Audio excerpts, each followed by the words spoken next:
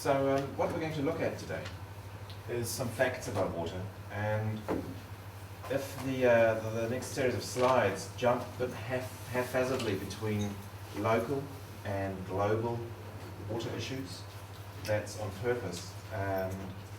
It's to give us a sense of perspective of where we're at. We'll also look at the right kind of tank and different options in terms of water storage, site selection and preparation, some of the considerations you need to undertake, some of the things you need to think about in order to really get the best placement for your tank and to ensure that it's going to deliver for a long period of time.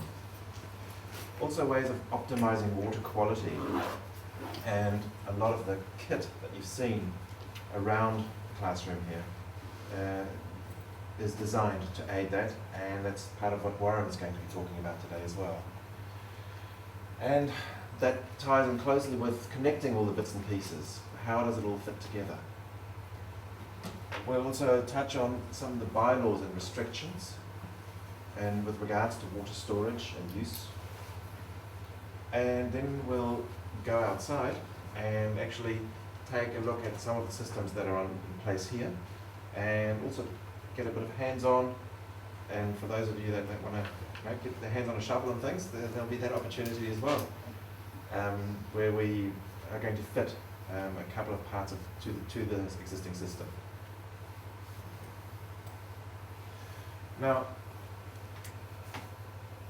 water in the world. Does anybody have an idea of how much water we've got in the world? And I've probably given it away with that slide, really. We're supposed to be at least 75%, if not 80% of the Earth's surface. That's right. That's a start, isn't it? Thereabouts. Now, there's a table of facts there, and I think it's very easy just to go bleh with the numbers. If you imagine, I've got all of the world's water in this bucket right here. Okay, that's all of the world's water. Then, if I take out of the bucket, with a bit of sleight of hand, the fresh water in the world.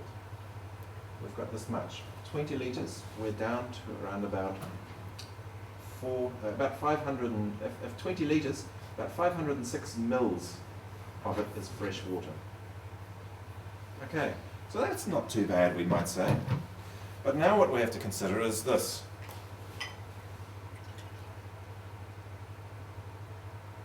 You can forget about this stuff, because it's all frozen.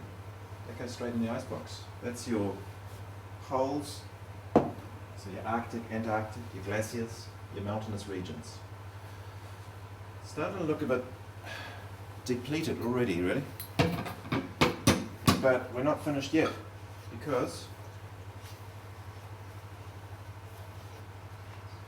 locked up a whole lot more. Okay, we have to close that. That is underground. Okay, about 150 mils of that 500 is underground in aquifers.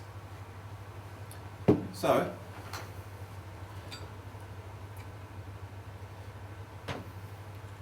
that leaves us, out of that bucket of water, this much.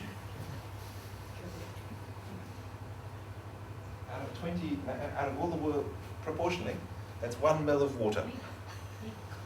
Okay. Anyone feeling thirsty?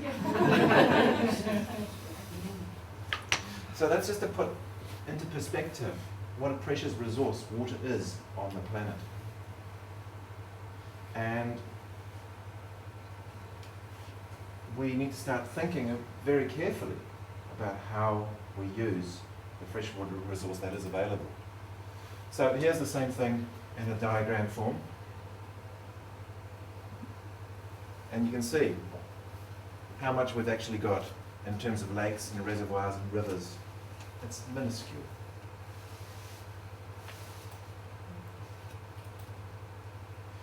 Now, Energy, there are alternative sources. These days we are speaking about peak oil, and energy is starting to become an issue.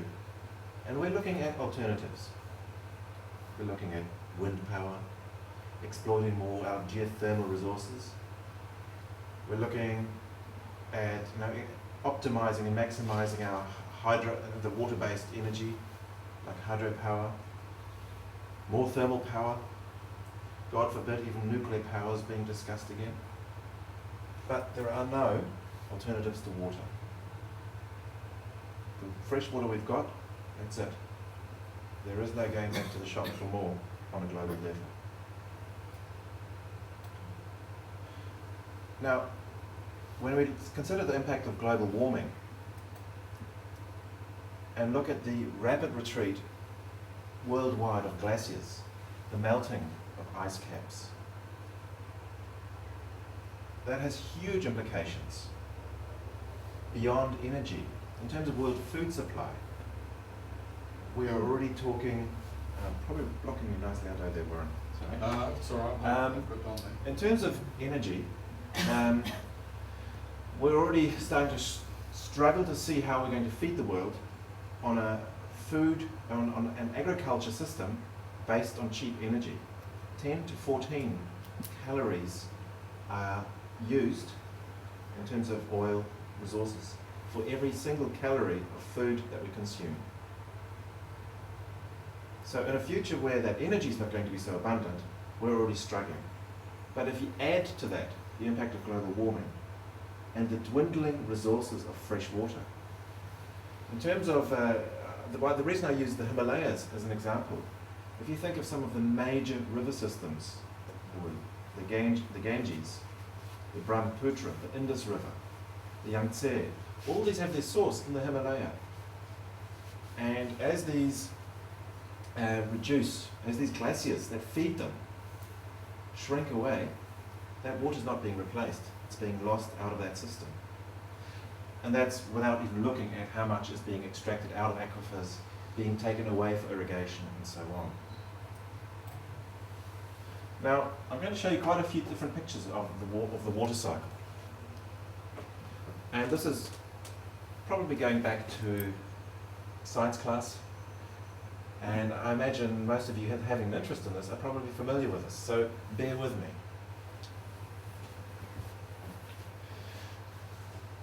If we start with the oceans, of course, preserve the largest water mass, albeit salt water. But through evaporation, there's a great deal that goes up into the clouds, comes back down as precipitation. There's some loss again from water bodies and from the land more so through transevaporation once again. Some of it gets absorbed into the groundwater, and otherwise it's internal runoff, which all ends up back in the sea. Okay,